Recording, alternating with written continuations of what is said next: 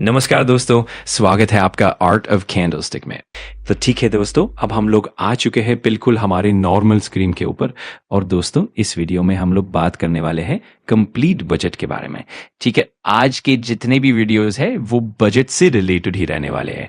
So budget से related, ठीक है। उसी के साथ साथ दोस्तों, गोल्ड में भी एक बहुत बड़ा खेल कर दिया है सरकार ने। ठीक है, तो सारी चीजों को यहाँ पर मैं इसी एक वीडियो में कवर करने वाला हूं।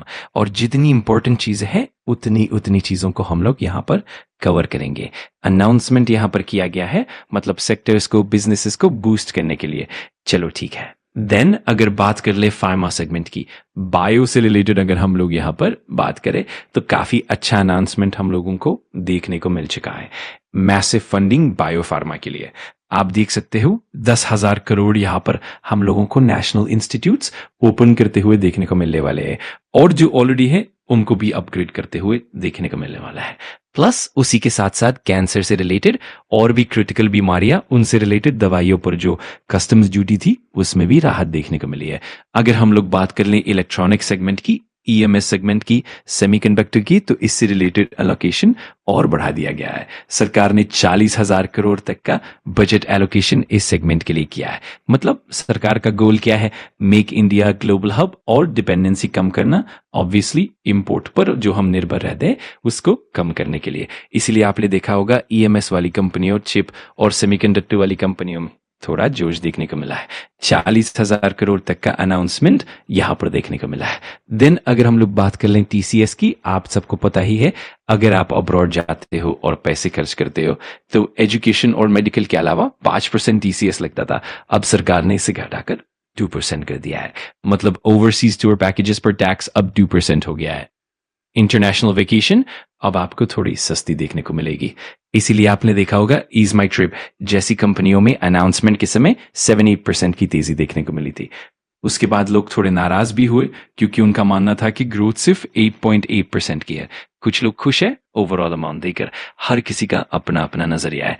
FY26 की अगर बात करें, एस्टिमेट था 56.1, अब उसे कट करके 55.6 किया गया है। जितना कम उतना अच्छा, कोई ड्रास्टिक चेंज नहीं है, भाई यस, थोड़ा इंप्रूवमेंट कहा जा सकता है।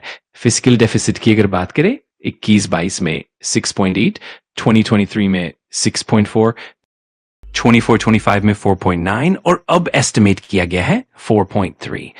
पिछले बार फिजिकल डेफिसिट 4.4 था।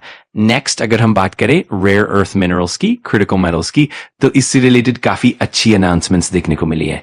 Rare earth corridor Kerala, Tamil Nadu और आंध्र प्रदेश में डेवलप किया जाएगा। साउथ स्टेट्स के लिए ये एक बड़ा कदम है। इस कॉरिडोर में पूरा इकोसिस्टम डेवलप किया जाएगा क्योंकि रेयर अर्थ और क्रिटिकल मिनरल्स पर 90% मार्केट शेयर चीन का है। तो डिपेंडेंसी कम करने के लिए ये एक पॉजिटिव डेवलपमेंट है। इस अनाउंसमेंट के बाद जीएमडीसी, एनएमडीसी जैसी कंपनीज में अच्छी तेजी देखने को मिली है। रेलवे बजट की बात करें, पिछले बार लगभग 2,70,000 करोड़ था, अब बढ़कर 299,000 करोड़ हो गया है। 7 नए हाई स्पीड रेल कॉरिडोर्स देखने को मिलेंगे। Mumbai to Pune, Pune to Hyderabad, Hyderabad to Bengaluru, Hyderabad to Chennai, Chennai to Bengaluru, Delhi to Varanasi और Varanasi to Siliguri. Defence budget की बात करें, FY25 में था 6.41 लाख करोड़, लास्ट बजट में 6.81 लाख करोड़ और इस बार 7.84 लाख करोड़, यानी 7.84 लाख 678 करोड़। डॉलर टर्म्स में लगभग $94 बिलियन। पिछली साल की तुलना में 15.19% इंक्रीमेंट। डिसइन्वेस्टमेंट की बात करें, FY27 के लिए सरकार ने 80,000 करोड़ का टारगेट रखा है। NRI यानी पर्सन रेजिडेंट आउटसाइड इंडिया के लिए इंडिविजुअल लिमिट 10% कर दी गई है और एग्रीगेट लिमिट 10% से बढ़ाकर 24% कर दी गई है। अब दोस्तों गोल्ड की बात करें, गोल्ड में बहुत बड़ा खेल हो चुका है और ये बुरी खबर है। 1 अप्रैल 2026 से लागू होगा।